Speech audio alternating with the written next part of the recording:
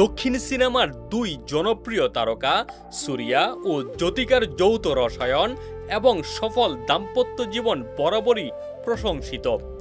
সম্প্রতি এক সাক্ষাৎকারে তাদের সম্পর্কের ভেতরের সমতা, পারস্পরিক শ্রদ্ধা এবং দায়িত্ব ভাগাভাগির কথা তুলে ধরেন জ্যোতিকা।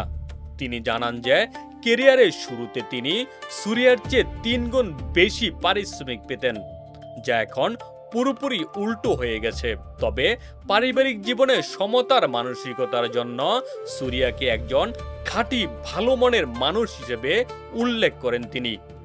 লিঙ্গ ভিত্তিক সামাজিক ধারণার বাইরে গিয়ে তাদের সংসারের কাজের কোনো নির্দিষ্ট বৈষম্য রাখা হয়নি। জ্যোতিকা রান্না করলে সুরিয়াও রান্নাঘরে এসে তার সাথে রান্নার কাজে হাত বাড়ান ও রান্না করেন। সন্তানদের লালন পালন থেকে চলচ্চিত্র নির্মাণ, প্রতিটি ক্ষেত্রেই তারা সিদ্ধান্ত এবং কাজ একসঙ্গে ভাগ করে নেন। 1999 সালে পুবিল্লাম কেটোপ্পার সিনেমার শুটিং সেটে তাদের প্রথম পরিচয় হলেও শুরুতে তামিল না জানায় জ্যোতিকা বেশ কষ্টে পড়েন। পরবর্তীতে ভাষার প্রতি জ্যোতিকার আত্মত্যাগ ও বিনয়ী আচরণ সুরিয়াকে গভীরভাবে আকর্ষিত করে। 2001 সালে নন্দ সিনেমায় সুরিয়ার অভিনয়ে মুগ্ধ হয়ে গৌতম মেননের কাকা কাকা সিনেমায় তাকে নেওয়ার জন্য জ্যোতিকা সুপারিশ করেন। এই সিনেমার সেটেই তাদের প্রেমের সম্পর্ক গভীর হয় এবং পরবর্তীতে তারা গোপনে আংটি বদল করেন।